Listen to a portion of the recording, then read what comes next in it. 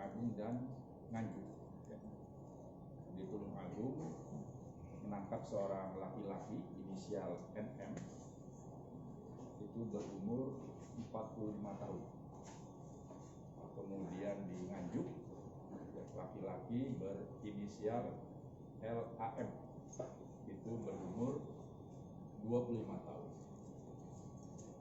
Mereka masuk dalam kelompok JAD di wilayah Tulung Agung dan Nganjuk. Dari mereka diamankan 2 buah senjata api, kemudian juga laptop, handphone, dan beberapa buku tentang fikih jihad. Ini sedang didalami oleh Densus 88 di Jawa Timur untuk menuntaskan permasalahan-permasalahan terorisme di Jawa Timur dan pada umumnya di tanah air. Ini yang dapat update tentang aktivitas daripada Densus beserta jajaran. Sampai saat ini belum ada relasi antara Jawa Timur dengan Makassar, jadi terputus. Ini sedang didalami kelompok yang ada di Jawa Timur, walaupun mereka masuk dalam kelompok Jamaah Ansarul Ulama. Bagaimana?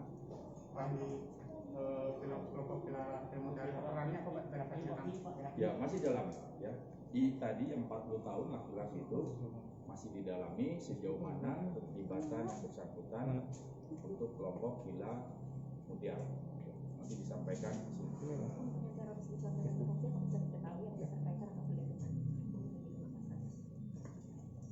Sampai saat ini masih didalami oleh Densus.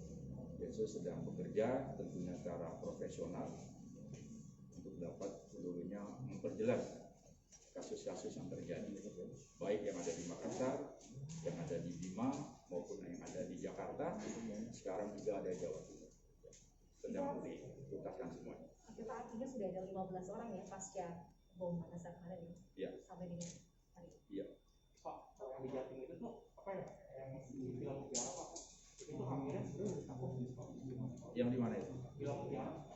Nah ini kan kalau JAD ini kadang-kadang selnya terputus. Mereka kadang-kadang punya kelompok selnya ini terputus. Itu salah satu ciri khas daripada JAD seperti itu. Jadi kalau bicara Villa Mutiara dengan Jawa Timur sampai saat ini belum ada korelasi. Kalau di Villa Mutiara sendiri Pak, kan di Villa Mutiara itu kan pasti punya ada salah satu pimpinan di situ. Itu apakah bisa termasuk dalam orang di sana? Ya kan ada awalnya Ustadz Basri kan sudah meninggal, ya awal dari situ, terus berkembang seperti itu, diawali dari itu. Kemarin kan disebutkan juga tempat berbaikat di Mata FPI. Berapa orang itu Pak yang berbaikat? Itu sedang dikembangkan oleh Densus masalah itu, ya. Lain. Bapak,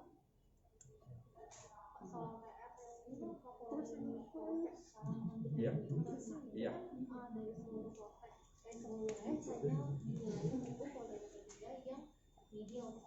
Iya. Iya. Kenapa dan bagaimana sih Pak cara mengukurnya kok cuma Polda yang bisa? Pertama begini, dilihat dari Polsek tidak melakukan penyidikan pertama karena Polsek berdekatan dengan Polres.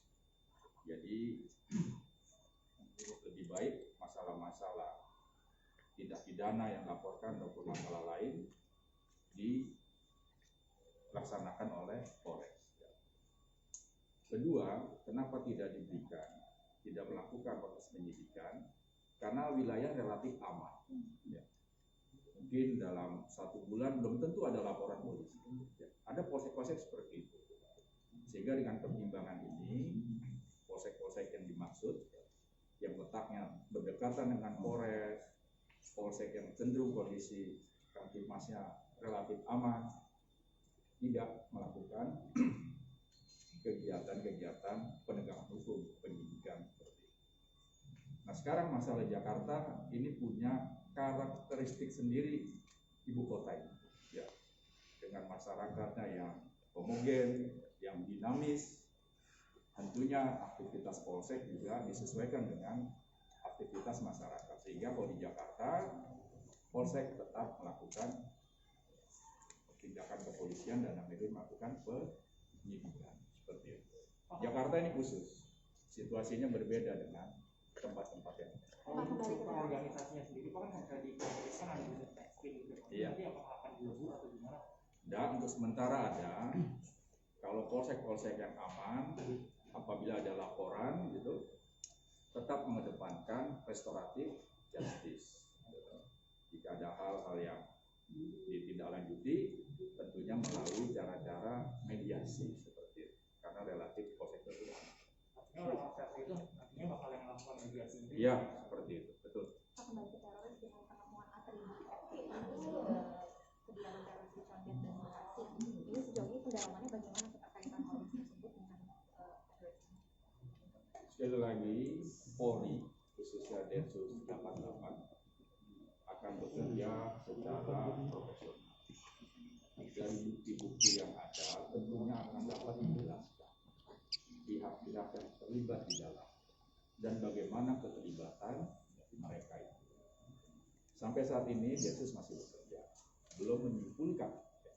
Nanti kita tunggu saja kerja dari Densus untuk menuntaskan masalah-masalah terorisme, termasuk juga yang di Jakarta.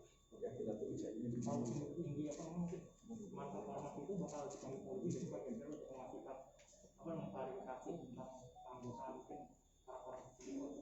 Sekarang masih bekerja Densus. Kita lihat saja nanti perkembangan. Ya. Pak, untuk pengamanan jelang pasca sendiri nanti bagaimana Pak? Kan banyak juga pihak yang Ya. Jadi kalau kegiatan pasca dalam kepolisian itu sudah masuk dalam kalender Kamtibmas. Artinya adalah kegiatan yang setiap tahun selalu ada. Ketika masuk dalam kalender Kamtibmas, otomatis dia sudah masuk di dalam rencana pengamanan kepolisian di wilayah masing-masing. Itu otomatis. Dan dengan situasi kekinian, ya, dengan permasalahan yang terjadi di Makassar, tentunya kesiapsiagaan Polri ditingkatkan. Pasca kejadian di Makassar, Asisten Kapolri Bidang Operasi, ya, Asop Kapolri, telah mengeluarkan Jukra ke wilayah, ya, STR 218, yang isinya adalah meningkatkan kesiapsiagaan seluruh wilayah pasca terjadi penyerangan di Gereja Katedral Makassar. Salah satu isi STR tersebut adalah meningkatkan kesiapsiagaan dalam rangka mengantisipasi kegiatan pasca. Jadi sudah jelas pasca kalender Kamtibmas dengan situasi Makassar sekarang ini, ya, pasca Gereja Katedral, keluar Jukra dari Mabes Polri kepada wilayah untuk meningkatkan kesiapsiagaan termasuk pengamanan daripada kegiatan pasca. Paham ya? Oke. Jumlah personel yang ditempatkan di rumah ibadah ada jumlah? Oh, tentunya dilihatkan, ya. Polri melihat semua, ya, mengidentifikasi, melihat kerawanan yang kemungkinan terjadi pada tempat ibadah tersebut. Melihat kerawanan yang telah teridentifikasi, Polri akan mempersiapkan personilnya disesuaikan dengan kerawanan. Tentunya sekali lagi Polri berprinsip tidak underestimate. Polri tidak menganggap remeh. Artinya kesiapsiagaan itu menjadi suatu prioritas. Pak, ada dua kejadian di Makassar, ada dua wanita yang terekam CCTV seperti mengasih kode. Apakah dua orang itu masuk sudah ditangkap dari 3 yang kemarin yang berempat semua? Itu masih didalami. Itu masih didalami keterlibatan perempuan-perempuan itu di dalam peristiwa di Makassar. Kenapa? Tapi bukan kemarin itu ya, itu masih didalami. Masih berjalan, ya, penyidik masih menuntaskan tugasnya. Nanti suatu saat pun rekan-rekan pasti akan tahu, publik akan tahu sejauh mana penyelesaian daripada kasus-kasus tersebut. Pak,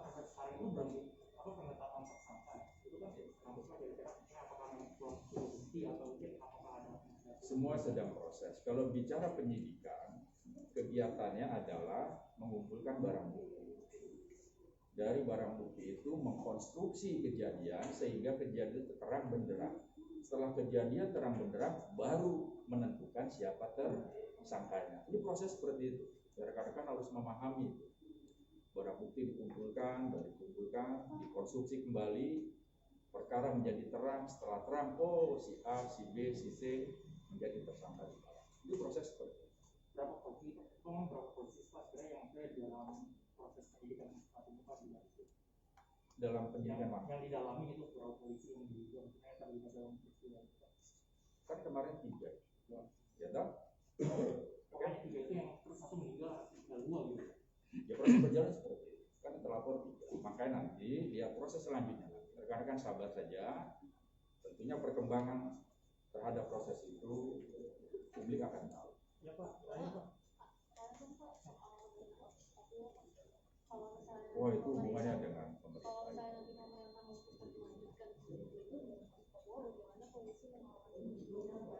Kan bersama dengan yang lain, ya toh?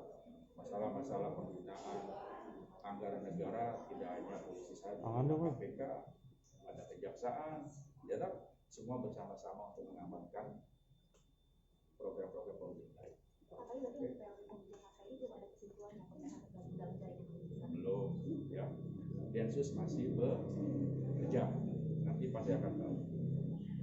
Sudah? Apa? Terakhir Pak, yang itu Pak. Terakhir nih, benar. Iya, terakhir. Jadi ini kan yang polisi yang meninggal itu Pak yang karena kecelakaan. Iya. Lapor itu. Iya. Itu meninggal Bapak bilang di jalan Cijai Iya. itu, tapi di mana warga mengatakan tidak ada Iya. jalan tersebut dan juga tidak ada anggota polisi yang tewas. Iya. Jadi Pak, gimana? Sudah dijelaskan kemarin oleh saya seperti itu. Ya. Yang lainnya bahwa kejadian kecelakaan. Yang lain? Pak, terkait teroris yang di Makassar itu Pak, itu ada hubungan darah nggak sih Pak, terduga teroris yang mabuk itu dengan yang mabuk di Jolo? Boy, tangan dong boy. Boy. Karena dari pengamat sih ada yang bilang seperti itu Pak. Tapi memang sebelumnya umur yang 20 sebelumnya itu ada anak daripada pelaku yang di Solo, ya toh? Tapi untuk yang sekarang ini tidak ada hubungan. Yang awalnya 20 setelah dibawa ke Jakarta, salah satunya ada anak dari pelaku. Itu ada hubungan darah kalau yang Ya, Januari itu betul, ya Pak. itu seperti. Kalau yang di Jolo belum ada. Kenapa? Yang Yang di Solo dengan yang awal dibawa dulu, ya 20 ya, yang awal itu ada hubungannya. Salah satunya adalah anak daripada pelaku peristiwa Solo. Paham ya? Itu. Dan yang untuk sekarang belum ada. Hanya mereka memang satu kelompok kita sebut Villa Mutiara. Oke, rekan-rekan sekalian, ya, makasih ya. Terima kasih.